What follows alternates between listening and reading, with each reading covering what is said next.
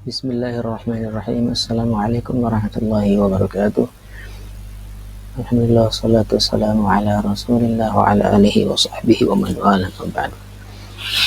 Berjumpa lagi dengan saya Rawi, mahasiswa semester 3 Universitas Islam Negeri Sibar Syekh Nurjati Cirebon. Pada kesempatan kali ini saya akan mempresentasikan tugas yang ketiga, yaitu presentasi makalah yang sudah di-share oleh Bapak dosen, yaitu dengan judul Sistem Kesenian di Cirebon 3. Ukiran Cirebon, batik keraton, batik pesisiran, batik santri, atau batik Ciwaringin. Baiklah, langsung saja. Dan ini adalah sebagai penyelesaian dari tugas mata kuliah Cirebon Studies. Langsung saja kita ke materinya, yaitu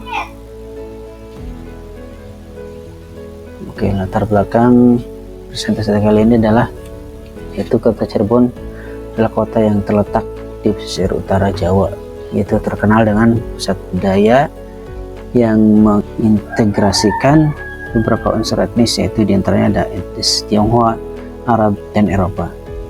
Di antara warisan seni tradisional kota Cirebon adalah seni ukir kayu dan batik yang berisikan nilai keindahan, filosofi, dan identitas masyarakat.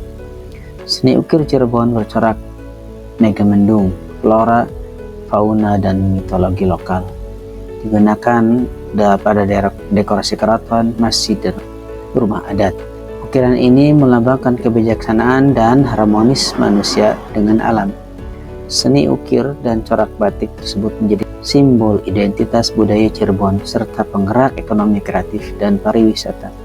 Pembahasan ini bertujuan melestarikan kekayaan budaya dan memperkuat identitas lokal di tengah modernisasi.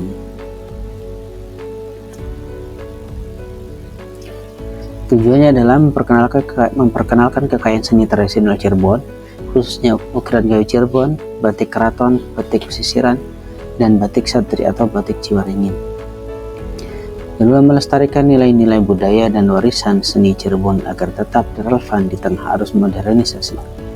Ketiga, meningkatkan kesadaran masyarakat tentang pentingnya menjaga dan mengembangkan seni tradisional sebagai bagian dari identitas budaya lokal. Yang keempat adalah menggali filosofi dan makna simbolik dari setiap jenis seni Cirebon sebagai wujud penghargaan terhadap budaya leluhur. Urusan masalahnya adalah bagaimana sejarah ukiran kayu Cirebon, bagaimana sejarah corak batik Cirebon, apa saja jenis ukiran dan corak batik Cirebon, dan apa makna yang tersirat dalam seni ukir dan corak batik Cirebon.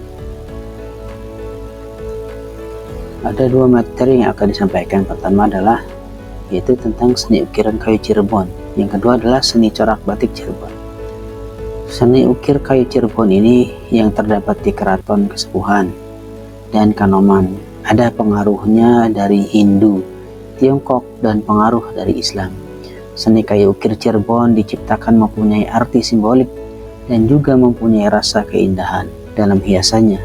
Seni ukir kayu Cirebon perlu dipelajari dan dikembangkan dari generasi ke generasi, baik dari segi bahan, desain, teknik pembuatannya maupun segi hiasannya. Batik yang ada di wilayah Cirebon berkaitan dengan kesultanan yang ada di wilayah ini, di antaranya yaitu Kesultanan Kesepuhan dan Kesultanan Kanoman. Pola penyebaran batik Cirebon sama dengan pola penyebaran batik Yogya atau Solo, yakni pertama-tama muncul di lingkungan dalam keraton, kemudian dibawa keluar ke lingkungan keraton dan para abdi dalam yang bertempat tinggal di luar keraton. Diawali dengan seni ukiran Cirebon. Seni ukir kayu Cirebon yang terdapat di Keraton Kesepuhan dan Kanoman ada pengaruhnya dari agama Hindu, Tiongkok, dan pengaruh dari agama Islam. Seni kayu ukir Cirebon ini diciptakan mempunyai arti simbolik dan juga mempunyai rasa keindahan dalam hiasannya. Seni ukir kayu Cirebon perlu dipelajari dan dikembangkan dari generasi ke generasi, baik dari segi bahan, desain, teknik pembuatan maupun dari segi hiasannya. Motif ukir Cirebon memiliki ukiran campur antara cembung dan cekung. Ada yang berbentuk karang ada yang berbentuk awan, hampir mirip ukiran Tiongkok. Ukiran kayu Cirebon juga mempunyai keunikan yang tidak dimiliki oleh ukiran-ukiran dari daerah lain, yaitu mengandung makna filosofi, artinya wong urip ojo keluwen, atau orang hidup jangan berlebih-lebihan, karena yang berlebihan itu tidak baik. Batik keraton pada mulanya adalah seni membatik yang hanya dipelajari oleh para putri keraton untuk mengisi waktu senggang mereka. Ornamen batik yang berkembang saat itu diantara lain adalah ornamen Paksi Nagaliman, Sitilinggil, Kanoman, Taman Kesepuhan, dan Taman Sunyarangi. Batik yang dihasilkan disebut ke batik bergaya keraton.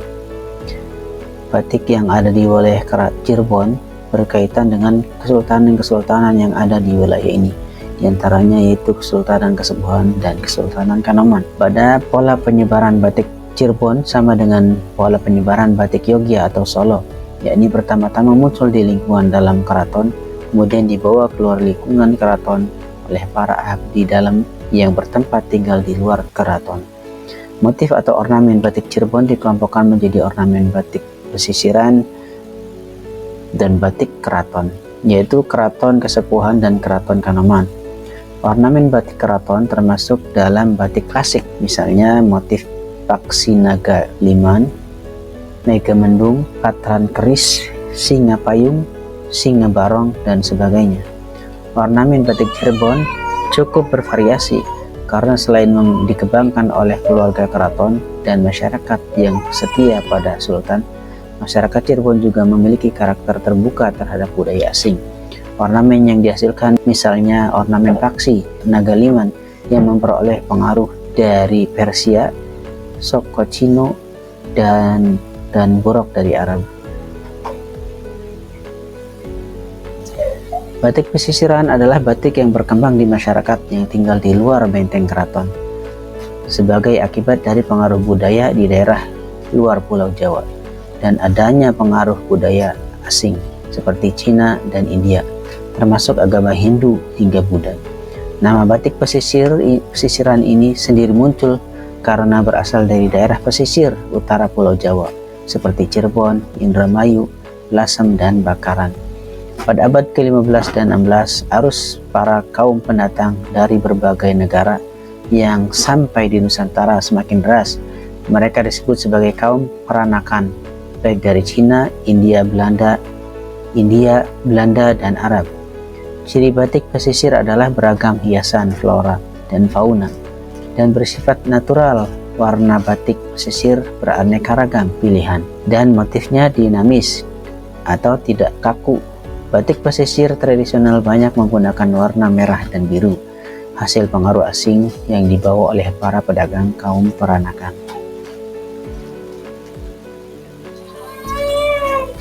Yang terakhir adalah batik santri atau batik Ciwaringin, yaitu bermula dari desa Babakan Pesantren Kecamatan Ciwaringin.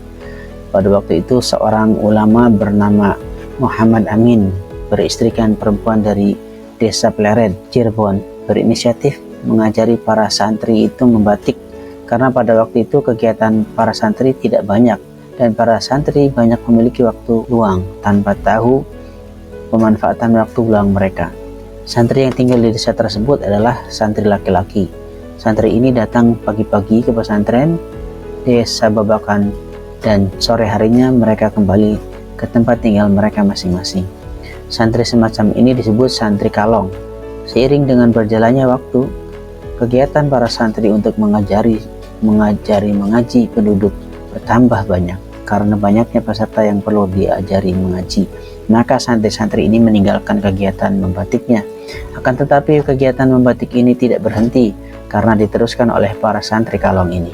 Dari sinilah tersebarnya kemampuan membatik penduduk desa Ciwaringin. Kemudian desa Ciwaringin menjadi salah satu pusat batik Cirebon yang memiliki motif warna-warna tersendiri. Motif Ciwaringin diketahui banyak mengambil inspirasi dari alam dan lingkungan sekitar seperti tumbuhan, sungai, dan lain-lainnya.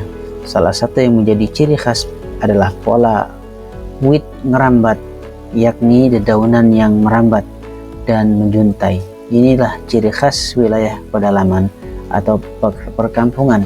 Dengan perbedaan kuat dari batik Trusmian yang kebanyakan bertema luaran aliran keraton dan kerajaan. Kesimpulannya adalah pengetahuan tentang seni ukir kayu dan corak batik Cirebon terdapat peran penting di dalamnya, yaitu menjaga identitas budaya, makna filosofis dari motif-motif ukiran kayu Cirebon seperti megamendung, flora, fauna, dan simbol mitologi, menggambarkan kebijaksanaan, harmoni, dan spiritualitas. Sementara itu, corak batik Cirebon juga mengandung karakteristik dan makna yang khas. Batik Cirebon melambangkan keagungan dan kemegahan tradisi kerajaan. Batik pesisiran mencerminkan pengaruh perdagangan internasional dengan warna dan motif yang cerah.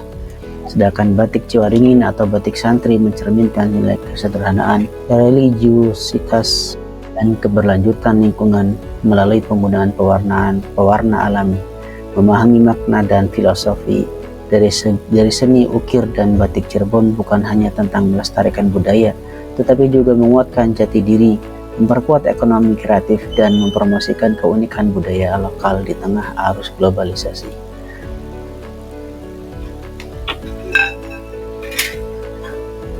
Baiklah, demikianlah presentasi yang dapat saya lakukan. Mudah-mudahan dapat dipahami dan menambah wawasan kawan-kawan sekalian. Dan akhirnya saya ucapkan terima kasih banyak. Wassalamualaikum warahmatullahi wabarakatuh.